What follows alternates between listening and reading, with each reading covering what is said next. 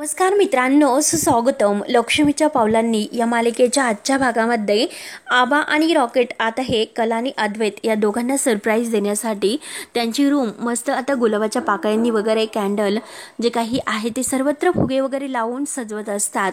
तर आबा आता रॉकेटला म्हणत असतात की रॉकेट, आपण ह्या बेडवर आता मस्त गुलाबाच्या फुलांचं अगदी पाकळ्या लावून मस्त अगदी त्याचा मस्त बदाम बनवूयात. तेव्हा आता लगेच रॉकेट खुश होतो. रॉकेट म्हणतो की हो हो, म्हणजे हे बघा सिनेमात दाखवतात अगदी तसे का? तर लगेच आबा म्हणतात की हो हो अगदी तसे. आणि हे बघा आबाजी मी काय करतो, त्या बदामात असा बाण काढतो. तेव्हा आता आबा म्हणतात की नको, बदाम ठीक आहे, बदामच कर. आणि आता आबा जसे सांगतील तसे रॉकेट करत असतो. आता आबा सुद्धा त्याला फुगे फुगवत बनवण्यासाठी मदत करतात. तेव्हा रॉकेट म्हणतो की आबाजी, अहो तुम्ही फुगे फुगू नका. नाही म्हणजे हे बघा तुमचं वय झालं आणि मी फुगवतो, आणि हे बघा बरं मी कसा फुगवतो. तेव्हा आता आबा म्हणतात की अरे रॉकेट, तू हे मला का सांगतोस? अरे मी आबा चांदेकर आहे. आबा चांदेकर म्हणतात मला. अरे कोल्हापूरकर आहे आम्ही, आणि फुगे फुगवायचं काय म्हणतो? चल अगदी बैठका मारू का आता? तेव्हा लगेच आता रॉकेट म्हणतो की नको नको. आणि रॉकेट आता म्हणतो की हे बघा आबाजी, अहो माझ्या बोलण्यामुळे तुम्ही इतकं फुगू नका, फक्त तुम्ही फुगे फुगवा. आता आबा म्हणतात की हो हो, अरे आपण दोघे मिळून मस्त सजावट करूया. तोपर्यंत अंजूला मी केशर बदामाचं दूध तयार करून आणण्यासाठी सांगतो. तर रॉकेट म्हणतो की हो हो. तेव्हा आबा आणि रॉकेटची पूर्ण तयारी सुरू असते. आता आबा हे रॉकेटला सांगत असतात की ह्या जे काही सुगंधी मेणबत्त्या आहे ना, तर ह्या इकडे लाव तिकडे लाव. आता त्यांची सगळी पूर्णपणे तयारी सुरू असते कला आणि अद्वैत या दोघांना सरप्राईज देण्यासाठी. परंतु आता रोहिणी मात्र अगदी दरवाजा उघडते आणि डोकावून आता पाहत असते की नक्की या दोघांचं काय सुरू आहे. आणि आता मात्र आबा आणि रॉकेट जे काही एकमेकांशी बोलत आहे ते ऐकून आता लगेच रोहिणी आपल्या मनात म्हणते की मी मात्र आता यांच्या आयुष्यामध्ये आता चांगलाच एक असा भडका उडवणार आहे. म्हणून रोहिणीचा आता काहीतरी भलताच वेगळा प्लॅन असतो कला आणि अद्वैत यांना त्रास देण्यासाठी. तेव्हा आता आबा आणि रॉकेट पूर्ण सगळी काही रूम सजवून ठेवतात. आणि सगळी रूम सजवल्यानंतर आता रोहिणी गुपचूप तेथून निघून जाते. आणि त्यानंतर आबा आणि रॉकेट सुद्धा आता बाहेर पडतात. तर इकडे आता अनामिका बेडवर बसलेली असते. तर सोम येतो. सोम आता तिच्या हाताला बघतो आणि विचारतो की अनामिका, अगं हे काय झाले? तेव्हा आता अनामिका त्याच्याशी व्यवस्थित बोलायला तयार नसते आणि ती सोमला म्हणते की काही नाही, किचन रूम मध्ये अगदी स्वयंपाक करताना लागले. तेव्हा आता लगेच सोम म्हणतो की दे इकडे, मी माझ्या हाताने तुझ्या त्या जखमेला मलमपट्टी वगैरे करतो. तर अनामिका म्हणते की काही गरज नाही, मला माझ्या स्वतःचं काम स्वतः करता येते. म्हणून ती आता सोमला अगदी लांब असं झिडकारत असते. त्यामुळे सोमचं अजून काहीतरी टेन्शन वाढेल याचा ती प्रयत्न करत असते. तेव्हा आता सोम तिला समजवण्याचा खूप प्रयत्न करतो की हे बघ अनामिका, अगं आपल्यामध्ये जे काही आता होत असेल तर त्याचा तू इतका विचार करू नकोस आणि स्वतःला तू इतकं हर्ट म्हणजे करू नकोस. ज्याचा तुला विचार चांगला करता येईल त्याच गोष्टीचा तू विचार कर, नको त्या गोष्टींचा विचार तू करू नकोस. तेव्हा आता अनामिका म्हणते की अरे मग तू तशी वेळ माझ्यावर आणू नकोस. सोम अनामिकेचा हात धरायला जातो, परंतु अनामिका मात्र खूप त्रास होतोय असं दाखवून आता ऐग असं करते. तेव्हा सोम बिचारा आपला सॉरी बोलतो आणि हे बघ मला माफ कर अनामिका, त्या दिवशी मी तुझ्यावर खूप ओरडलो, खरंच माझी खूप मोठी चूक झाली, परंतु खरंच सॉरी, अगं खरंच माझा पारा चढला होता. आता अनामिका काही ऐकायला तयार नसते. ती मुद्दाम आता सोहमला अगदी टेन्शन मध्ये आणण्यासाठी म्हणते, अरे सोहम आपल्यातील संवादच संपला. त्यावर आता सोहम तिला सांगायला जातो की अगं असं काही नाही. तेव्हा आता लगेच अनामिका म्हणते की अरे तसंच आहे, ते काही मी खरं बोलते तर ते तुला नाही बसणार आणि मग तू विचित्र वागणार, आणि तू विचित्र एकदा वागायला लागला तर तुझ्याशी बोलण्याची माझी इच्छा नाही होणार, आणि कायम हे असं सोहम सुरू राहणार आहे. तेव्हा आता लगेच सोहम म्हणतो की आपण ट्राय करूयात. अनामिका लगेच आता बोलायची शांत होते आणि तेवढ्यात सोमच्या मोबाईलवर एक कॉल येतो. सोम आता अनामिकाला म्हणतो की मी आलोच, आणि कॉलवर बोलत तो आता बाहेर निघून जातो. तेव्हा आता अनामिकेच्या लक्षात येते आणि ती आता स्वतःला सावरते आणि म्हणते की ह्या प्रश्नाचं उत्तर तर माझ्याकडे नव्हतंच, आणि आजकाल मात्र हा जास्तच प्रश्न विचारायला लागला. शेवटी काही झाले तरी आता याला मला गप्प करावं लागेल. म्हणून ती लगेच आता निलेशला फोन करते आणि हे बघ फक्त त्याला दारू पाजून उपयोग नाही, एक स्टेप आणखीन आपल्याला पुढे जायला हवं, आणि मी तुला सांगते तसं करायचं, कारण ही जी काही काजलच्या कॅफे समोर एक बार आहे ना, आज मात्र तू सोमला तिथे दारू पिण्यासाठी न्यायचं आणि त्याला खूप दारू पाजायची. काही झाले तरी ते दोघांची भेट आता तू घडून आणायची. बाकी जे काही पुढचं आहे तर ते मी सांभाळून घेईल, आणि चल मी तुला काजलच्या कॅफेचं जे काही लोकेशन आहे ते सुद्धा पाठवून देते, तू त्याला लवकर मेसेज कर. त्यानंतर आता इकडे रोहिणी तिचा प्लॅन आता अगदी सक्सेस करण्यासाठी तयारीला लागते, कारण जे काही आता आबा आणि रॉकेटने रूम सजवलेली आहे आणि गुपचूप पावलांनी आता रूम मध्ये येते, कारण ते दोघे आता बाहेर गेलेले असतात. किंवा आता जे काही रूम मध्ये पडदे आहेत तर त्या पडद्यांना मात्र ती पेट्रोल लावण्याचं ठरवते, आणि आता मात्र जे काही ह्या वारेने उडून पडदे जेव्हा मेणबत्तीवर येतील तेव्हा मात्र आता ते पडदे आपोआप पेट घेतील आणि यांचा खेळ मात्र खलास होईल. तेव्हा आता रोहिणीने मात्र अगदी जो काही पेट्रोलचा अगदी पंप आहे तर तो भरून आणलेला असतो, आणि तो स्प्रे मात्र आता सध्यावरती आता ती म्हणजे शिंपायला सुरुवात करते. सगळे पडदे वरतीने आता पेट्रोल टाकून ठेवलेलं असतं. आता मात्र बाद झाले, जोपर्यंत आता हे दोघे आहेत ना तोपर्यंत माझा मुलगा काही सुखाने नाही जगणार. त्यामुळे आता मात्र दोघे कितीही काही झाले तरी या मार्गाने नाही तर त्या मार्गाने शेवटी माझ्या मुलाला अडकवणारच, आणि हे पात्र मी नाही होऊन देणार. त्यासाठी मात्र मला आता हे दोघांच्या जीवावर उठवावंच लागेल. म्हणून रोहिणी आता सगळ्या काही पडद्यावर ते पेट्रोल अगदी शिंपडत असते, आणि तेवढ्यात मात्र आता रॉकेट हा अगदी कातर म्हणजे जी काही आहे कात्री तर ती राहिली म्हणून आता परत वर रूम मध्ये नाचतच येत असतो. रॉकेट आता शिट्टे वाजवतच येत असतो, आणि तेवढ्यात रोहिणीला कळते की नक्की रॉकेट येतोय म्हणून ती लगेच आता तेथे कपटामागे लपते. तेव्हा मात्र आता तो तेथील कातर घेऊन जात असताना त्याला काहीतरी विचित्र वास येतो. रॉकेट आता स्वतःला विचारतो कसला विचित्र वास येत असेल.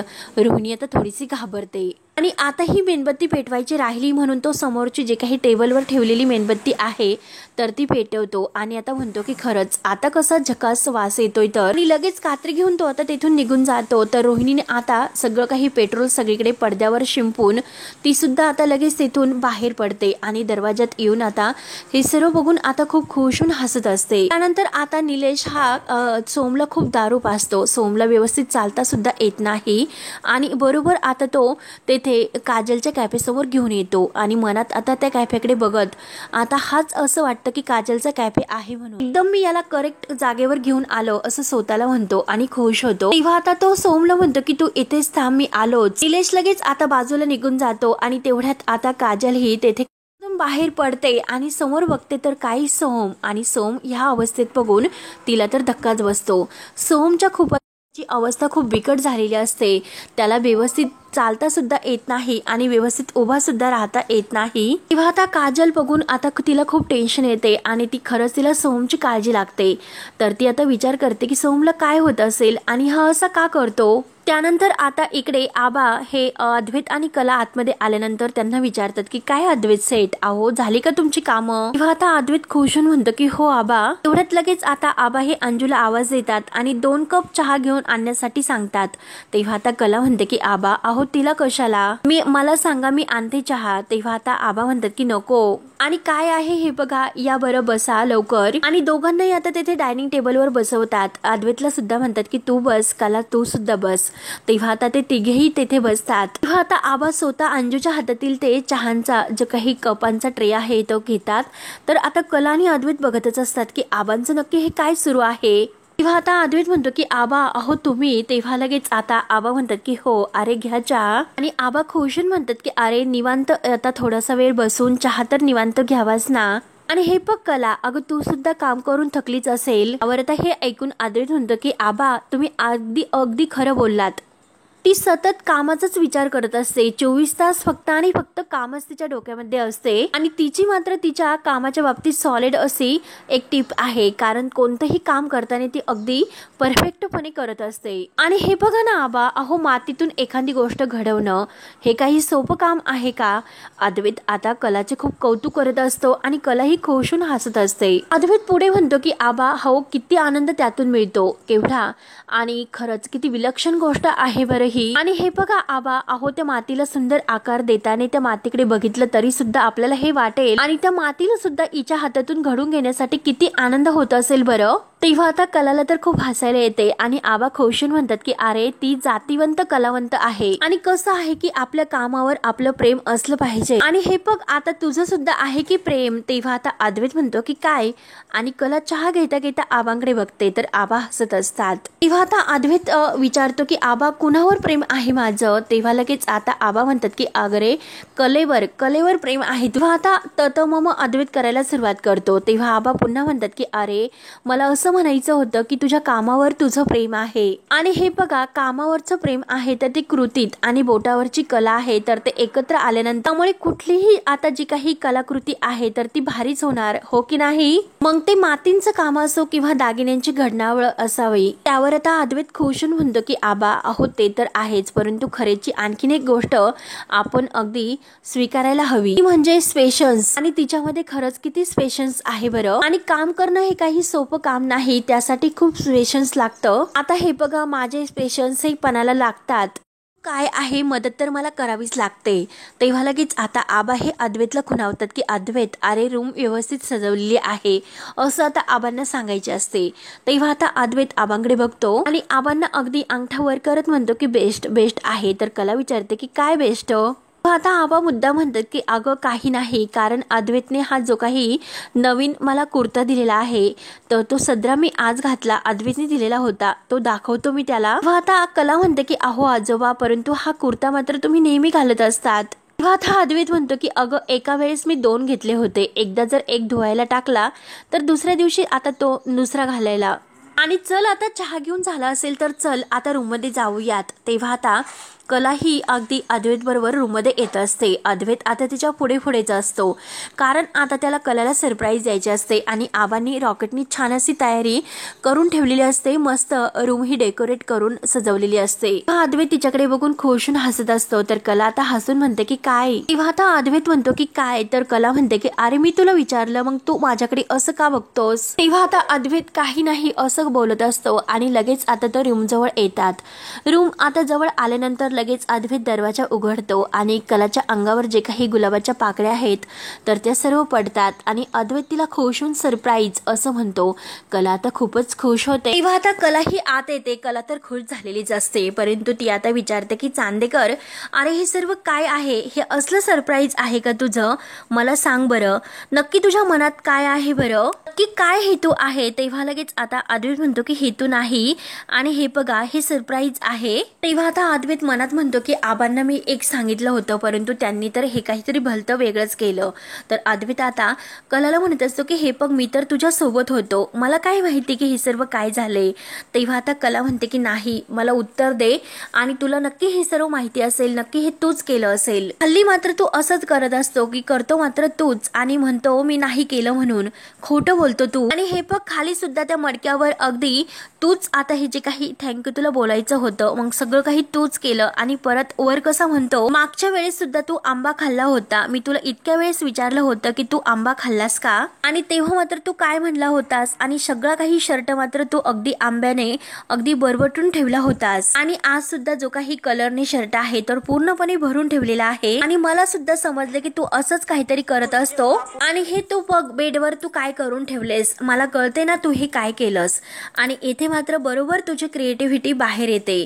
म्हणून आता कला ही अगदी चांदेकरवर खूप चिडत असते. आणि बघ ना अरे सगळीकडे तू बदामाच्या आकाराचे फुगे काय लावलेत आणि हे सर्व तू काय लावलेस, बघ ना अरे दूध सुद्धा, दुधाचा ग्लास सुद्धा तू येथेच ठेवलेला आहे, काय हे नवीन तुझं हे नाटक. आणि बघ सगळीकडे जे काही आहे ते अगदी प्रेमात अगदी प्रेम व्यक्त करण्यासाठी तू हे सर्व केलेलं आहे आणि ग्लासमध्ये दूध सुद्धा तू ठेवलं. तेव्हा आता अद्वैत दूध असे म्हणून खूप ओरडतो. तेव्हा कला खूप रागाने बघत असते. तर अद्वैत म्हणतो की अगं तू माझ्याकडे असं का बघतेस. तेव्हा कला म्हणते की बघू नको तर काय करू, तू काय करून ठेवलंस हे.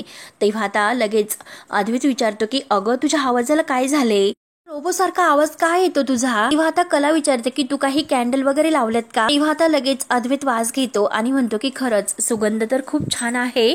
तर कला ही त्याच्यावर ओरडते, म्हणते की तो वास गेला खड्ड्यामध्ये. आणि तर अद्वैत म्हणतो की ठीक आहे मी डॉक्टरांना कॉल करतो. तेव्हा आता कला म्हणते की नको काही गरज नाही. तेव्हा आता अद्वैत म्हणतो की अगं आयुष्यभर मला तेच ऐकावं लागेल. तेव्हा आता कला म्हणते की चांदेकर अरे ह्या सेटने मला खूप त्रास होतोय, कारण तिला पेट्रोलच्या वासाने त्रास होत असतो, परंतु तिला असं वाटतं वाटतं की नक्की हा अगदी ह्या कॅन्डलचाच वास आहे। तेव्हा आता अद्वैत म्हणतो की थांब मी पाणी घेऊन येतो। तेव्हा आता कला म्हणते की अरे हे गार पाणी आहे। तर आता लगेच गार पाणी आहे असं म्हटल्यानंतर कला म्हणते की अरे मला तू आता गरम पाणी आणून दे बरं। तेव्हा आता अद्वैत म्हणतो की आणतो असे बोलून तो धावतच आता गरम पाणी आणायला जातो। त्यानंतर आता इकडे रोहिणी खुश होत राहुलच्या रूम मध्ये येते। राहुल आज मात्र तुझ्या मामाने एक असा मस्त प्लॅन केलेला आहे, तू बघतच राहा की आज या घरामध्ये काय मस्त धमाका होतो ते, आणि त्या आगीत मात्र ते कला आणि अद्वैत होरपळून नक्की जाणार असा मात्र माझा प्लॅन आहे। आणि बघतच राहा आता केवळ सुरुवात होते, सुरुवात सुरूच झालेली आहे। तेव्हा आता राहुल म्हणतो की हो ना, हे सगळं ऐकायलाच इतकं भारी वाटतं, नक्की अगं तू केलं तरी काय। तर रोहिणी म्हणते की हो चल मी तुला दाखवते। म्हणून राहुल आणि रोहिणी तिकडे पाहायला येत असतात। तर इकडे अद्वैत आता कलासाठी गरम पाणी घेऊन येतो आणि मस्त आता तो जे काही फुगे आहे ते फुगे हातात धरून असे उडवत असतो। कलाही आता ग्लास हातामध्ये घेऊन पाणी पित असते आणि तेवढ्यात अद्वैत जो काही फुगा उडवत असतो तर तो फुगा आता कलाच्या त्या ग्लासवर येऊन पडतो। कलाच्या हातातील अगदी लगेच पाणी सांडते आणि ग्लास पडणार तोच लगेच ती धरून आता त्याचे बेडवर ठेवते। तेव्हा मात्र आता कलाची साडी सगळी काही ओली झालेली असते। तिच्या हातावर गरम पाणी सांडल्यामुळे अद्वैत लगेच धावत जातो। एक सेकंद थांब मी क्रीम लावतो, क्रीम आणायला घेतो। तेव्हा आता कला म्हणते की अरे गरज नाही। तर अद्वैत म्हणतो की अगं बघू कशी गरज नाही बरं, आणि लगेच तो मलम क्रीम वगैरे घेतो। तर कला म्हणत असते की अरे मी स्वयंपाक घरातील बाई आहे, मला गरम पाण्याची सवय आहे, इट्स ओके। तेव्हा आता अद्वैत म्हणत असतो की अगं एवढ्याशा गोष्टीवरून तू किती पानभर बोलशील बरं। तर राहुल आणि रोहिणी डोकावून मात्र दरवाजातून कला आणि अद्वैत यांचं जे काही सुरू आहे तर ते बघत असतात। तेव्हा आता अद्वैत आपल्या हाताने मस्त तिच्या त्या भाजलेल्या त्या जखमेवर क्रीम लावत असतो आणि फुंकर घालत असतो। तेव्हा रोहिणी मात्र आता हे सर्व पाहत असते आणि तिचं लक्ष आता त्या पडद्याकडे असते, कारण केव्हा वार येईन आणि वाऱ्याने पडदा उडेल आणि नक्की तो आता त्या मेणबत्तीवर पडल्यानंतर पेट घेईल असे तिला आता झालेले असते। अद्वैत आता कलाच्या त्या अगदी हातावर क्रीम वगैरे लावून फुंकर मारत असतो आणि कलाही त्याच्याकडे पाहत असते। तेव्हा कला अगदी खुश होऊन त्याच्याकडे बघत असते। तर लगेच आता रोहिणी राहुलला म्हणते की आता बघ तू किती मोठा धमाका होतोय ते। तेव्हा आता अद्वैत हा क्रीम लावत कलाला विचारतो की तुला आता बरं वाटतं का। कला लगेच आता हसते आणि ठीक आहे असं म्हणते, कारण त्या पेट्रोलच्या वासामुळे तिच्या घशात सुद्धा खवखव होत असते। तेव्हा आता ती खुश होऊन आता अद्वैतला म्हणते की हे बघ चांदेकर, अरे तू माझा गरम पाणी आणून दिल्यामुळे माझा आवाज सुद्धा आता व्यवस्थित झाला। तेव्हा आता लगेच अद्वैत म्हणतो की बघ वेळच्या वेळी जर उपाय केले तर लगेच बरं वाटतं। तेव्हा कलाही त्याला खुश होत थँक्यू म्हणते। तेव्हा आता अद्वैत लगेच खरेच्या अंगावर एक फुगा फेकतो, खरे असे ओरडून।